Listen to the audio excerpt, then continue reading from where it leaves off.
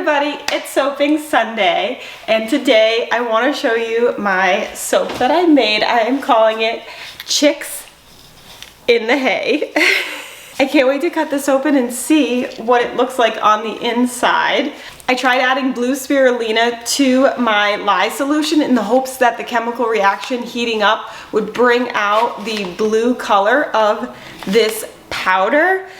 But I got more of a green. I added a little bit of indigo powder, which usually comes out like a darker grayish blue color, but even so, it still came out this lighter color on top. So, I'm not sure what the inside is gonna look like, but could be chicks in the hay, could be chicks in the straw. We're gonna find out, but first, let me show you how I made this, and then we'll get to cutting it. Okay, to get started making cold processed goat milk soap, I measure out my ingredients starting with coconut oil that I melt down. While it's melting, I'm adding olive oil and castor oil and measuring it out. The coconut oil is now melted. I'm going to add some shea butter in here. I'm also going to melt that down with the coconut oil. While it's melting, I measure out my frozen goat milk. And then my sodium hydroxide, which is my lye solution. Lye is caustic, so I make sure to wipe down my surface, and I'm wearing my protective gloves and lab coat, as well as my face shield.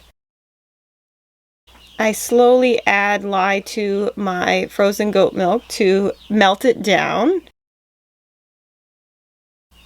Once it's well mixed, I add in blue spirulina to my lye solution. I was hoping to get a nice deep blue color by adding a little bit of indigo to it as well.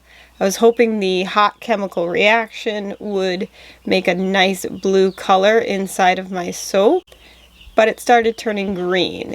The lye seemed to really bring out the green color in the spirulina. So I wasn't sure how this would turn out in the actual soap. Here I'm measuring out my essential oils. I went with lavender essential oil and cedarwood atlas essential oil to do a nice natural scent. I'm going to use my immersion blender to blend the oils really well. And I end up mixing the 4 oils together, the coconut oil, shea butter, olive oil, and castor oil. I try to get every last drop in there. And I use the immersion blender to mix the 4 oils really well before adding in the lye and goat milk solution. Now, as you can see, it's quite green. So originally I was thinking I could get a nice blue color and then put some cute little ducks on top to have a ducks on a pond kind of soap. But with the green color, I had to rethink that a bit.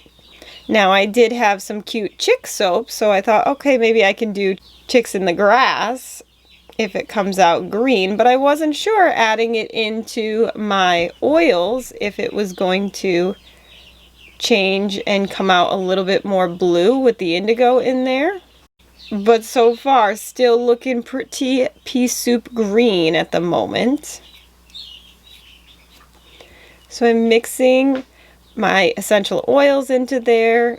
Now all of my ingredients are now in the soap batter. It's starting to thicken up, so I want to get it into the mold. If I wait too long, it's going to turn into soap and I won't be able to get it out of the bowl.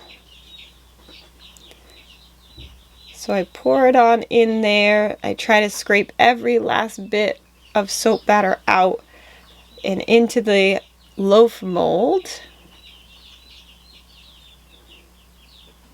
I fill in those corners, and then I tap it and shake it a bit to try to make it level out and get any air pockets out.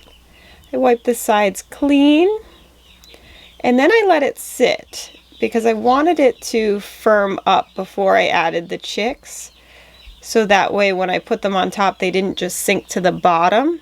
So you can see it's quite thick at this point, and I'm squishing them down into the soap batter. So it's already starting to turn into a soap, which means the chemical reaction is working, so that's a good thing. So I get my 10 chicks set up in there, give it a little shake. I saw one was a little wobbly, so I decided to push them down a little bit further because you definitely don't want the chicks falling out. Using the bamboo skewer, I try to secure the chicks into the soap batter a little bit better. And since the batter is looking like almost like a straw hay color, I decided to texture it on top to look like it was straw or hay or grass, depending on how the color turns out. It's not looking like it's going to be blue, but who knows when it dries what it's actually going to look like. So I'm happy with that result. So I clean up the edges and then I set the soap aside to allow it to dry for 24 hours before unmolding the next day. All right, let's cut this open and see what we've got.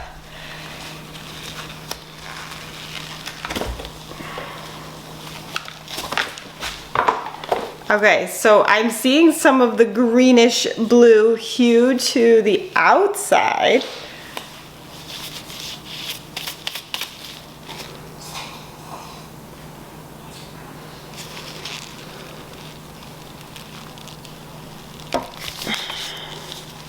Wow, look at those edges. That actually looks really cool.